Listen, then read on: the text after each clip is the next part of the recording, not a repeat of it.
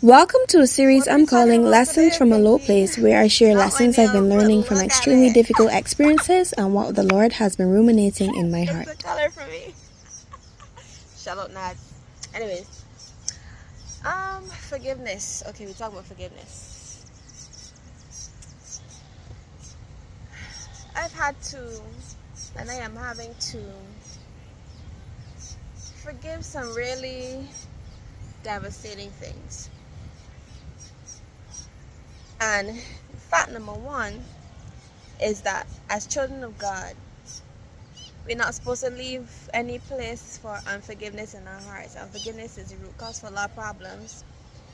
You know, the Lord's Prayer shows an example of our forgiving of others being linked to God's forgiveness of us. Forgive us this day our trespasses as we forgive those who trespass against us.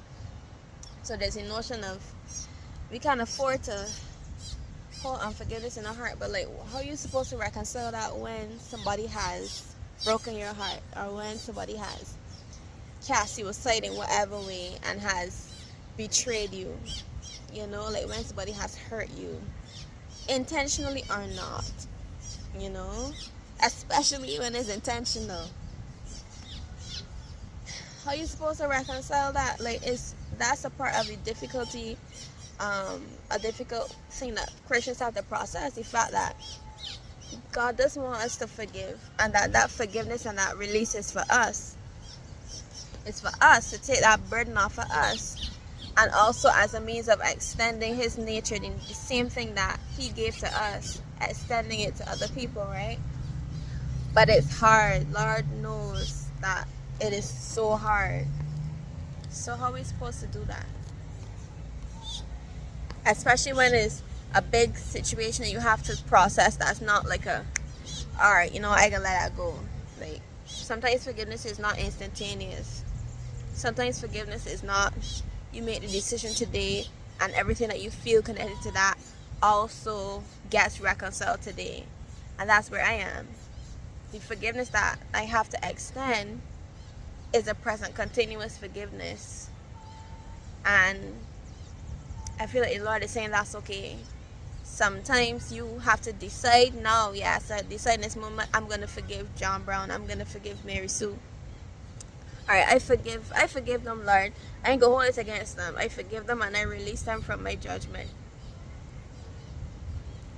But then sometimes that's the beginning. Sometimes that decision is the beginning of the forgiving and the forgiveness process. That's where I am. And it's a real thing. It's a part of the reality that sometimes you have to consistently choose to forgive from here on out. And that's okay.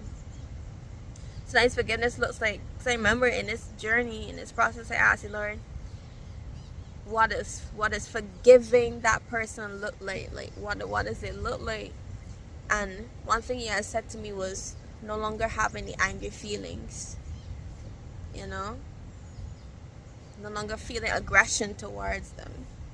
Sometimes that's what forgiveness looks like. Not trying to forget what happened, because I don't think the Lord asks us to be ignorant. And sometimes we need to remember what happened so that we operate in wisdom from now on. But no longer having aggression in our hearts. No longer seeking, one thing that I learned about in counseling, no longer seeking retribution for what they have done. Because you see me, there's a lawyer in the side of here, and it's like, justice. And every person who has been betrayed wants justice and deserves vindication. So sometimes forgiveness looks like repositioning how you see that vindication and remembering that the Lord is the one who's going to acquire that for you, so that you don't have to hold on to the roughness in your heart as a means of saying that this person must get retribution. It's a process. It's a process, because your heart, our flesh, our wounded souls cry out for justice. Cry out for the person to feel what they have done and feel the ramifications of what they have done, this terrible thing that they've done to us. So, releasing aggression, not seeking retribution, and trusting that the Lord is going to acquire justice for you in whatever way that needs to look like. And then just walking out the process.